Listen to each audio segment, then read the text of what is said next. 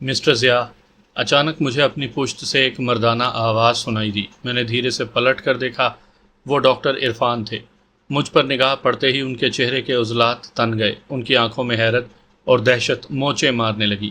Are you all right? انہوں نے لرزتے ہوئے لہجے میں پوچھا، مگر بے اختیار 2 قدم پیچھے ہٹ گئے۔ Oh yes thank you, I am all right, میں نے تھکے تھکے انداز میں جواب دیا، مگر میں حیران تھا کہ نرس کیوں بھاگی تھی اور ڈاکٹر کے چہرے پر خوف کیسا تھا۔ اس کی نگاہیں اب بھی میرے چہرے پر جمی ہوئی تھیں۔ اچانک مجھے خیال آیا کہ میرے چہرے پر کیا ہے۔ میں تیزی سے باتھ روم کی طرف بڑھا۔ آئینے پر نگاہ پڑتے ہی میرے رونگٹے کھڑے ہو گئے۔ میری آنکھیں بالکل سرخ تھیں، جیسے ان میں خون بھرا ہوا ہو، اور چہرے پر جگہ جگہ سنہرے دھبے ابھر آئے تھے۔ میں نے گھبرا کر چہرے پر ہاتھ پھیرا، نل کھول کر منہ پر پانی کے چھینٹے مارے، تولیے سے چہرے کو رگڑ ڈالا، اور جان گیا کہ نرس کیوں بھاگی تھی اور ڈاکٹر دہشت زدہ کیوں تھا۔ میں تقریباً 15 منٹ تک چہرے کو دھوتا رہا، بار بار چہرے کو غور سے دیکھتا۔ مجھے خوف تھا کہ جس جگہ سنہرے دھبے ہیں وہاں سے بس اب گوشت ادھڑنے والا ہے، مگر خدا کا شکر ہے کہ 15-20 منٹ بعد ہی میری حالت بہتر ہو گئی۔ آنکھوں کی سرخی کم ہو گئی، دھبے معدوم ہو گئے۔ اس دوران میں ڈاکٹر عرفان نے دوبارہ دروازہ کھٹکھٹا کر میری خیریت دریافت کی تھی۔ میں نے دروازہ کھولے بغیر ہی انہیں تسلی دے دی تھی۔ میں باتھ روم سے باہر آیا تو وہاں ڈاکٹر عرفان کے علاوہ 3 ڈاکٹرز اور بھی تھے۔ آہٹ پر سب نے چونک کر مجھے دیکھا، پھر ڈاکٹر عرفان کو دیکھا۔ ڈاکٹر عرفان کے چہرے پر حیرت پھیلی تھی۔ وہ میری جانب بڑھائے۔ مسٹر ضیاء، آپ ٹھیک ہیں نا؟ I'm sorry mister Zia, آپ کے دادا۔ جی ڈاکٹر، میں ٹھیک ہوں، میں نے قصداً مسکرا کر جواب دیا۔ دوسرے ڈاکٹرز کے چہرے پر پھیلی بے یقینی نے ڈاکٹر عرفان کی بوکھلاہٹ میں اضافہ کر دیا۔ وہ ان سب کے چہروں پر بے یقینی دیکھنے کے بعد پھر میری طرف پلٹے۔ مسٹر ضیاء، ابھی آپ ٹھیک نہیں تھے۔ آپ کی آنکھیں، آپ کا چہرہ، کہیں آپ کوئی نشہ تو نہیں کرتے؟ وہ شاید اپنے ساتھی ڈاکٹروں کو یقین دلانا چاہتا تھا کہ اس نے جو کچھ بتایا ہے وہ سچ تھا۔ مجھے ان پر ترس آیا۔ نہیں ڈاکٹر، میں نشہ نہیں کرتا، لیکن میں خود بھی نہیں جانتا کہ مجھے کیا ہو گیا تھا۔ میں دادا کو دیکھ رہا تھا، بات کرتے کرتے میں چونک اٹھا، دادا کی طرف بڑھا۔ وہ ویسے ہی ساکت اور بے سود لیٹے تھے جیسے یہاں لانے اور انجیکشن لگانے کے بعد سے۔ دادا ابھی ہوش میں آ گئے تھے ڈاکٹر، آپ انہیں چیک کریں۔ I'm sorry mister Zia, ہم انہیں چیک کر چکے ہیں۔ ہمیں افسوس ہے کہ یہ ہوش میں آئے بغیر تقریباً 2.5-3 گھنٹے قبل ہی انتقال کر چکے ہیں۔ جی، یہ کیا کہہ رہے ہیں آپ؟ ابھی کچھ دیر پہلے وہ ہوش میں آئے تھے، ابھی چند منٹ پہلے۔ میں نے ان سے بات کی ہے ڈاکٹر، انہوں نے جواب دیا ہے مجھے۔ میں لپک کر دادا کے پاس چلا گیا۔ میں نے ان کا ہاتھ اپنے ہاتھوں میں لے لیا۔ وہ برف جیسا یخ تھا اور بدن میں بھی اکڑن پیدا ہو گئی تھی، مگر یہ سب غلط تھا۔ میں چند لمحے پہلے تک ان کا نرم اور گرم ہاتھ اپنے ہاتھوں میں لے کر ان سے بات کر چکا تھا، پھر یہ کیسے ہو سکتا تھا کہ وہ اب سے 2.5-3 گھنٹے پہلے مر چکے ہوں؟ میں ڈاکٹروں پر برس پڑا۔ جس قدر چیخ سکتا تھا چیخا۔ کسی نے سکندر کو بھی بلوا لیا تھا۔ انہوں نے مجھے آ کر سنبھالا، مجھے یقین دلانے کی کوشش کرتے رہے کہ میں نے خواب دیکھا ہوگا۔ میں کیونکہ لاشعوری طور پر ان کی موت کو قبول نہیں کر رہا تھا، اس لیے ایسا محسوس کر رہا ہوں۔ میں نے انہیں بتایا کہ رات کو انہیں کسی نے چیک نہیں کیا۔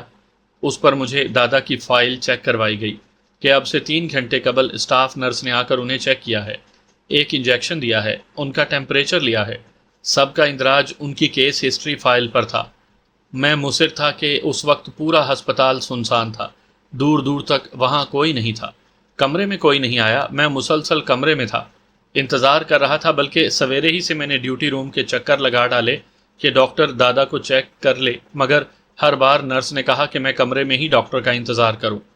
جب مجھے ڈیوٹی روم لے جایا گیا تو وہاں موجود نرس وہ نہیں تھی جس نے ہر بار مجھے واپس بھیج دیا تھا۔ میں نے جس نرس کا حلیہ بتایا، پتہ چلا کہ وہ نرس تو 2 سال قبل ہسپتال چھوڑ کر جا چکی ہے۔ مجھے اس نرس کی تصویر دکھائی گئی تھی جسے میں نے پہچان لیا تھا۔ میں چکرا کر رہ گیا۔ ڈاکٹرز بھی میری وجہ سے ذہنی پریشانی میں مبتلا ہو گئے تھے۔ وہ نرس جو میرے چہرے سے دہشت زدہ ہو کر بھاگی تھی، اب تک خوف سے بے حال تھی اور اس کا ٹیمپریچر 104 تک پہنچ گیا تھا۔ ڈاکٹر اس کا علاج کر رہے تھے۔ اس واقعے کو حتی الامکان چھپانے کی کوشش کی جا رہی تھی کہ کہیں ہسپتال میں دہشت نہ پھیل جائے۔ بہرحال وہاں تو جو کچھ ہوا سو ہوا، وہ الگ ایک قصہ ہے، مگر دادا مر چکے تھے۔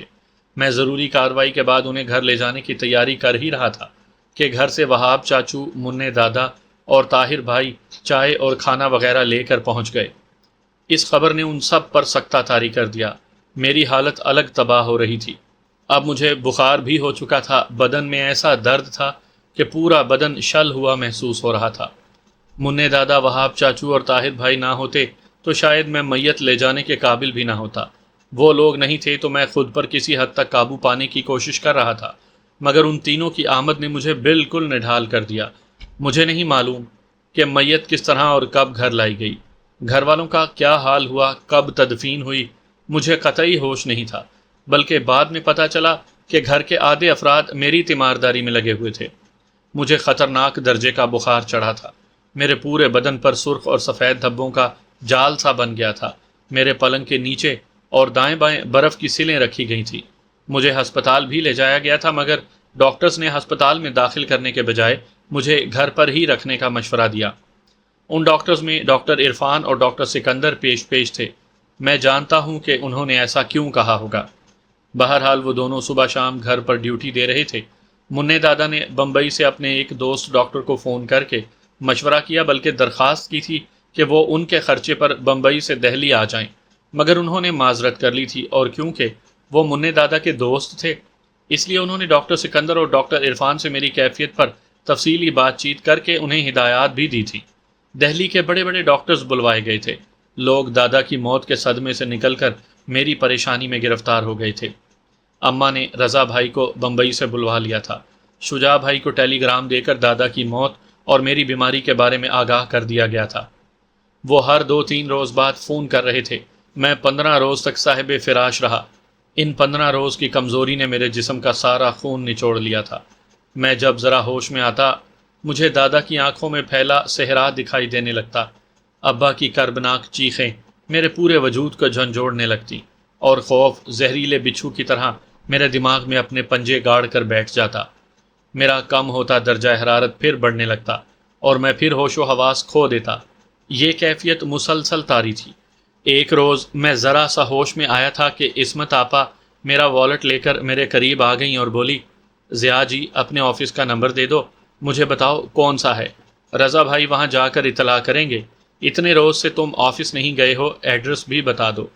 میں نے والٹ میں اپنا ہاتھ میں لے لیا، اور اسی لمحے اچانک مجھے یوں لگا جیسے میں کسی دلدل سے آہستہ آہستہ باہر آ رہا ہوں، جیسے میں جو اب تک کسی دھند میں لپٹا ہوا تھا اب صاف اور روشن فضا میں نکل آیا ہوں۔ عین اسی لمحے مجھے شالی بابا کا دیا ہوا وہ پتھر یاد آ گیا جسے میں یہیں گھر میں اپنے والٹ میں ہی بھول گیا تھا۔ دادا کی اچانک بگڑ جانے والی حالت نے دھیان نہیں آنے دیا کہ میں اسے ساتھ لے لیتا۔ شالی بابا کا جملہ سرگوشی بن کر میرے دماغ میں گونج اٹھا، اسے ہمیشہ اپنے پاس رکھنا ورنہ تم مشکل میں پڑ سکتے ہو۔ دادا ٹھیک کہتے تھے کہ اسے موم جامہ کر کے بازو پر باندھ لو یا گلے میں ڈال لو۔ میں نے والٹ کو مٹھی میں بھینچ لیا، پھر 2 انگلیاں ڈال کر اس پتھر کی موجودگی کا اطمینان کیا۔ ضیاء جی، عصمت آپا نے پھر پکارا۔ میں چونک اٹھا۔ عین اسی لمحے ڈاکٹر سکندر اندر داخل ہوئے۔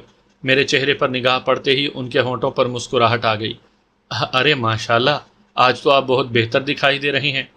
جی ڈاکٹر، میں واقعی بہتر ہوں۔ میں نے ان کا بڑا ہوا ہاتھ تھام لیا۔ عصمت آپا جلدی سے سر کو دوپٹے سے ڈھانپ کر باہر چلی گئیں۔ ڈاکٹر سکندر میرے ہاتھ پر دوسرا ہاتھ رکھ کر میرے قریب ہی بیٹھ گئے۔ مسٹر ضیاء، میں بہت خوش ہوں، ورنہ آپ کی حالت نے مجھے ہی نہیں کافی ڈاکٹرز کو حیران کر دیا تھا۔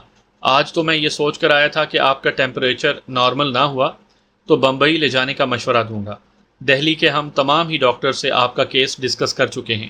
خاص طور پر ہسپتال میں آپ پر ہونے والے حملے نے ڈاکٹر عرفان اور ڈاکٹر پلیز، میں نے ان کی بات کاٹ دی، میں اس موضوع پر بات نہیں کرنا چاہتا۔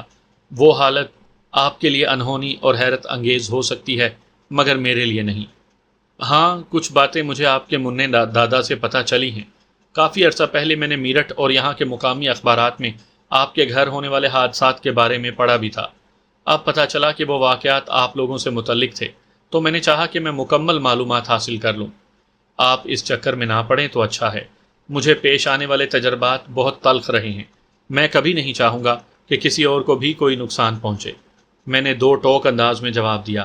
میں ان کے بے جا تجسس کو محسوس کر رہا تھا، اور واقعی اس پوزیشن میں نہیں تھا کہ ایسے غیر مستحکم حالات میں کسی اور کو تفصیلات سے آگاہ کروں۔ ابھی تو میں خود بھی تسلی بخش جواب حاصل کرنے سے معذور تھا۔ نہ ان واقعات کی کوئی توجیہ میرے سامنے تھی اور نہ سبب۔ میرے لہجے اور انداز میں ڈاکٹر سکندر کو کسی حد تک محتاط کر دیا۔ وہ چند لمحے میری طرف دیکھتے رہے، پھر گہری سانس لے کر میرا معائنہ کرنے لگے۔ ٹیمپریچر لینے کے بعد ان کے چہرے پر شدید حیرت کے آثار تھے۔ حیرت انگیز، انہوں نے برملا اظہار کیا۔ مسٹر ضیاء، اب آپ مکمل طور پر صحت مند ہیں۔ شکریہ، میں نے اسپاٹ انداز میں جواب دیا۔ ممکن ہے میری صحت مندی کو وہ اپنا کریڈٹ سمجھ رہے ہوں، مگر میں جانتا تھا کہ میری صحت مندی کا راز اس وقت میرے دائیں ہاتھ میں موجود وہ لاکٹ ہے جس میں شالی بابا کا پتھر رکھا ہے۔ کچھ وقت وہ میرے لیے طاقت کے ٹانک لکھنے، مجھے آرام کی تاکید کرنے اور متوقع صحت مندی کا اظہار کرنے میں ضائع کرنے کے بعد اٹھ گئے۔ ڈاکٹر عرفان یہ سن کر بہت حیرت زدہ اور خوش ہوں گے۔ انہوں نے کچھ معنی خیز انداز میں ڈاکٹر عرفان کا ذکر کیا تھا اور میں جان گیا تھا کہ غالباً ان کا مقصد ہسپتال والی میری کیفیت کے بارے میں جاننا ہے، مگر میں نے اپنی آگاہی کا اظہار نہیں کیا بلکہ مسکرا کر کہا، میری طرف سے ان کا شکریہ ضرور ادا کیجیے گا۔ ضرور، انہوں نے اسٹیتھوسکوپ اپنے بیگ میں رکھتے ہوئے مسکرا کر کہا۔ ویسے مسٹر ضیاء، اس نرس کی حالت اب تک خراب ہے۔ کون سی نرس؟ میں انجان بن گیا۔ وہی جس نے آپ کو ہسپتال میں دیکھا تھا۔ وہ جب ہوش میں آتی ہے تو بری طرح چیختی ہے۔ ہم اس کی طرف سے بھی بہت پریشان ہیں۔ خدا کرے کہ وہ بھی اچانک آپ ہی کی طرح ٹھیک ہو جائے۔ وہ کھڑے ہو گئے۔ اچھا مسٹر ضیاء، اجازت دیں۔ انہوں نے ہاتھ ملانے کو بڑھایا۔ ڈاکٹر، کیا آپ مجھے اس نرس کے پاس لے جا سکتے ہیں؟ مجھے اچانک اس نرس پر رحم آنے لگا تھا جو میری وجہ سے بے وجہ ہی مصیبت میں پڑ گئی تھی۔ ہاں، مگر کیوں مسٹر ضیاء؟ میرا خیال ہے کہ اب وہ مجھے دیکھے گی تو اس کا خوف ختم ہو جائے گا۔ میں نے بات بنائی۔ ہاں، ویسے نفسیاتی اثر تو بہت اچھا ہوگا۔ میرا خیال بھی یہی ہے کہ خوف نے اسے جکڑ رکھا ہے، وہ آپ کو بھول نہیں پائی ہے۔ ویسے مسٹر ضیاء، میں بھی اس بارے میں حیران ہوں۔ اگرچہ میں نے آپ کو نہیں دیکھا، مگر ڈاکٹر عرفان نے جو کچھ مجھے بتایا اور جس کی تصدیق آپ باتوں سے کر چکے ہیں، اگر مجھے پتہ چل جائے کہ وہ سب کیا تھا تو… پلیز ڈاکٹر، میں نے ہاتھ اٹھا کر پھر ان کے شوق کی شدت کو کم کر دیا۔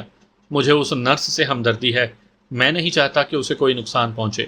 اگر ایسا ہوا تو شاید میں ہمیشہ ایک انجانے سے دباؤ میں رہوں، اس لیے… نہیں، وہ تو ٹھیک ہے، میں آج ہی ڈاکٹر عرفان سے بات کرتا ہوں۔ مجھے بہرحال ہسپتال کی انتظامیہ سے اس کی اجازت لینا ہوگی، اس لیے کہ وہ نرس اس ہسپتال میں ایڈمٹ ہے۔ اور یہ بھی تو ہو سکتا ہے مسٹر ضیاء کہ اس ملاقات سے وہ سب نہ ہو جو ہم سوچ رہے ہیں، بلکہ اس کے برعکس کچھ اور خوفناک بات ہو جائے۔ ٹھیک ہے، آپ دیکھ لیں، میرا خیال ہے کہ وہ تو ٹھیک ہو جائے گی۔ سامعین اکرام، آپ سن رہی ہیں ایک خوفناک اردو کہانی جس کا نام ہے کال بیل۔ یہ اس سلسلے کی قسط نمبر 14 ہے۔ مجھے امید ہے آپ کو میری یہ کاوش پسند آ رہی ہوگی۔ آپ نے اگر ابھی تک میرا چینل کہانی گھر سبسکرائب نہیں کیا تو ابھی میرے چینل کو سبسکرائب کر کے بیل نوٹیفیکیشن آن کر لیجئے تاکہ آنے والی ہر نئی کہانی کی اطلاع بر وقت آپ تک پہنچ سکے۔ میں 15 دن سے بیمار تھا۔ اتنے روز تک آفس والوں کو اطلاع نہیں تھی کہ میرے ساتھ کیا ہوا۔ میں تو وہاں سے صرف 2 روز کی چھٹی لے کر میرٹھ گیا تھا۔ سب سے پہلے مجھے آفس جا کر اطلاع کرنا تھی۔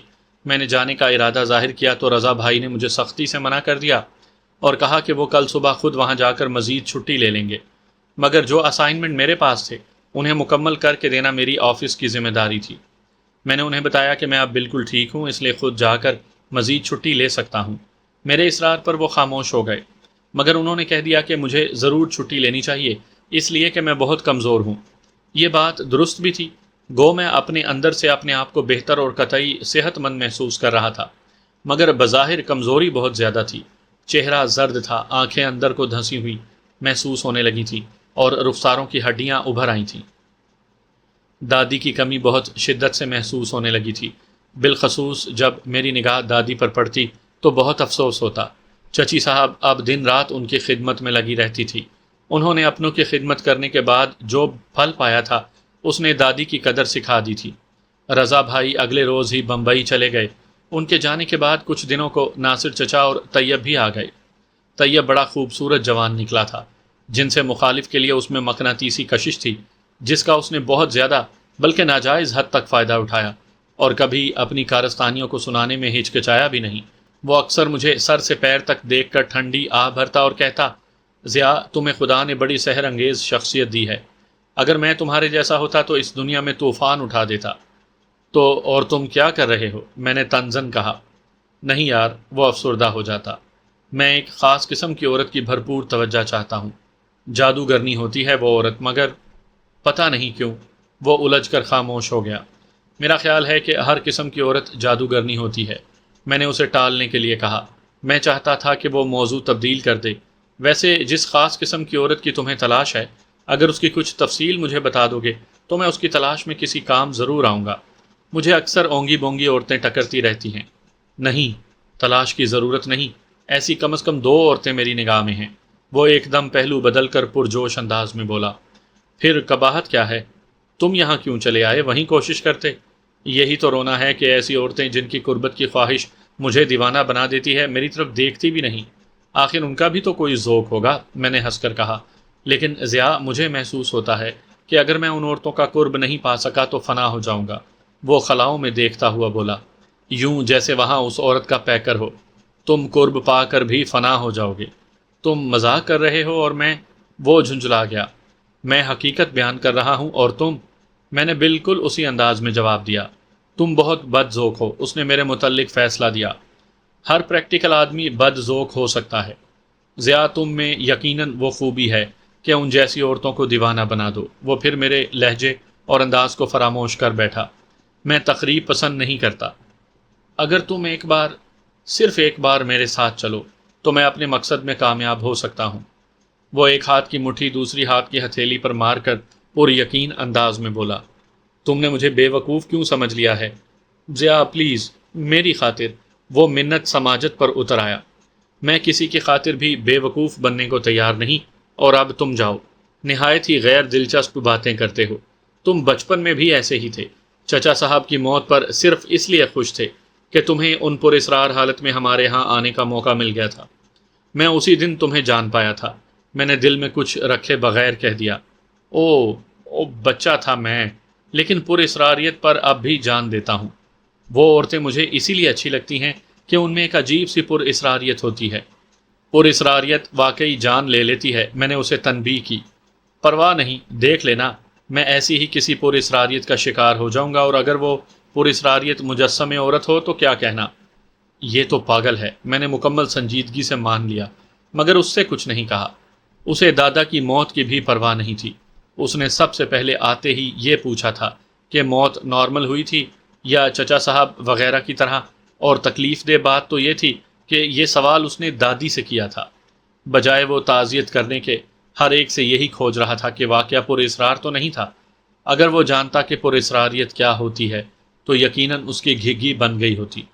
میں نے سوچا کہ اس کی چوکڑی بھلا دوں، مگر یہ سوچ کر ارادہ ملتوی کر دیا کہ وہ سارے زمانے میں چیختا پھرے گا۔ وہ بیٹھنا چاہتا تھا مگر میں اٹھ گیا۔ رات بھی کافی ہو گئی تھی، مجھے دادی سے کام بھی تھا۔ میں نے ان سے اس الماری کی چابی لینا چاہی تھی جو دادا کی تھی، اور دادا دادی سے کہہ چکے تھے کہ اس الماری کی چابی ضیاء جب مانگے اسے دے دینا۔ میرا مقصد ابا کی تمام چیزوں کو چیک کرنا تھا۔ یہ بڑا دقت طلب کام تھا۔ میں پہلے آفس سے چھٹی لینا چاہتا تھا، مگر چابی کو اپنے قبضے میں کرنے کے بعد طیب ٹھنڈی آہیں بھرتا ہوا اٹھ گیا۔ میں سیدھا دادی کے پاس پہنچا۔ چابی انہوں نے بلا حیل و حجت مجھے دے دی۔ الماری کافی بڑی تھی، میں سوچ رہا تھا کہ اپنے کمرے میں اٹھوا لوں، مگر اماں نے میری مشکل آسان کر دی۔ انہوں نے تجویز دی کہ میں دادا کے کمرے میں شفٹ ہو جاؤں تاکہ وہ ویران نہ ہو سکے، اور اپنا کمرہ مہمانوں کے لیے خالی کر دوں۔ ناصر بھائی کے جانے کے بعد ان کے بیوی بچوں کے آنے کا پروگرام تھا، اور اب تو بی جان، کاکا جان اور فرحت کو بھی فی الحال یہیں رہنا تھا۔ مجھے یہ تجویز پسند آئی۔ اگلے روز میں آفس گیا۔ آفس والے میری طرف سے پریشان تھے۔ میری حالت دیکھ کر 2 مہینے کی چھٹی فوراً دے دی گئی۔ 2 ماہ میرے لیے کافی تھے، کم از کم میرا یہی خیال تھا۔ اسی روز شام سے پہلے ہی میں دادا کے کمرے میں منتقل ہو گیا۔ اسی روز ناصر بھائی اور طیب واپس چلے گئے۔ مجھے فرصت ملی تو میں دادا کی الماری کھول کر بیٹھ گیا۔ اس الماری میں بہت سی چیزیں تھیں۔ ابا کے کپڑوں کے علاوہ ایک بریف کیس تھا جس میں ان کا پاسپورٹ اور دوسرے ضروری کاغذات تھے۔ چاندی کی وہی ڈبیا تھی جس میں سے میں نے زنجیر چرائی تھی۔ اسے دیکھ کر جانے کیوں میرا دل دھڑک اٹھا تھا۔ میں نے دھیرے سے اسے کھولا۔ اس میں چھوٹی چھوٹی بہت سی چیزیں تھیں۔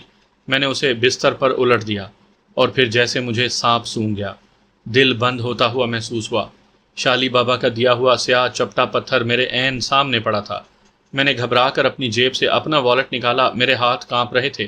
اس کی اندرونی جیب میں 2 انگلیاں ڈالیں تو بند ہوتا دل ایک دم جیسے دھڑکنا شروع ہو گیا۔ وہ پتھر میری انگلیوں کی پوروں سے مس ہوا تھا۔ میں نے اسے نکال لیا، وہ ہو بہو ویسا ہی تھا۔ اس بار میں نے وہ غلطی نہیں کی جو زنجیر کے معاملے میں کر چکا تھا۔ اسے میں نے اس پتھر کے قریب نہیں رکھا، بلکہ اسے اپنی ہتھیلی پر ہی دبائے رکھا اور دونوں کو غور سے دیکھتا رہا۔ وہ دونوں اس وقت بے جان اور ٹھنڈے تھے، مگر ان دونوں میں قطعی کوئی فرق نہیں تھا۔ اسی لمحے میرے ذہن میں دادا کے الفاظ گونج اٹھے کہ اسے موم جامہ کر کے پہن لو۔ میں جانتا تھا کہ اگر ابھی میں نے کچھ نہیں کیا تو پھر بھول جاؤں گا، اسی لیے میں نے بستر پر بکھری چیزوں کو سمیٹ کر پھر ڈبیا میں رکھا۔ اپنے پتھر کو یوں ہی ہتھیلی میں دبائے میں دادی کے پاس گیا۔ وہ اپنے پلنگ پر لیٹی تسبیح پڑھ رہی تھی۔ میں نے ان سے درخواست کی کہ میں ایک تعویذ کو موم جامہ کروا کر پہننا چاہتا ہوں۔ انہوں نے تعویذ مجھ سے مانگا، مگر میں نے کہہ دیا کہ میں خود موم جامہ کروں گا۔ وہ ضروری چیزیں دے دیں اور موم جامہ کرنے کا طریقہ بھی بتا دیں۔ انہوں نے مجھے ہرے رنگ کا کپڑا، موم بتی اور لبان دیا، طریقہ بتایا اور یہ بھی کہا کہ موم جامہ کرنے کے بعد اسے لبان کا دھواں ضرور دے لوں۔ مجھے یہ سب کرنے میں بڑی دشواری ہوئی، مگر بالآخر میں کامیاب ہو گیا۔ میں نے بازو پر باندھنے کے لیے اسے ایک پٹی کی شکل میں سی لیا۔ اس دوران میں دادی بھی آ گئی تھی۔ پتھر میں موم جامہ کر چکا تھا، اس لیے وہ نہ دیکھ سکیں، مگر پٹی بناتے ہوئے دیکھتی اور بتاتی رہیں۔ انہوں نے اسے میرے بازو پر باندھ دیا، کچھ دیر تک زیر لب کچھ پڑتی رہیں، پھر مجھ پر پھونک کر دعائیں دیتی ہوئی چلی گئیں۔ اب میں کسی حد تک مطمئن ہو چکا تھا۔ پھر وہ ڈبیا نکال کر بیٹھ گیا۔ اس میں دوسری چیزیں تو میرے کام کی نہیں تھی، بس وہ پتھر ہی اہم تھا۔ میں حیران تھا کہ یہ پتھر ابا کے پاس کہاں سے آیا۔ کیا وہ بھی شالی بابا سے مل چکے ہیں؟ کیا شالی بابا سب کچھ جانتے ہیں؟ کیا ابا کو پتا تھا کہ یہ زنجیر پر اسرار ہے؟ ان کی زندگی میں تو کوئی بھی واقعہ ایسا نہیں ہوا تھا۔ پھر وہ کن چکروں میں تھے؟ کیا کر رہے تھے؟ وہ ہمیشہ مجھے ایک خاص قبرستان میں چند خاص دوستوں کے ساتھ کیوں نظر آتے تھے؟ اس زنجیر یا مکڑی کا آپس میں کیا تعلق ہے؟ اور ان دونوں کا اس قبرستان سے کیا تعلق ہے؟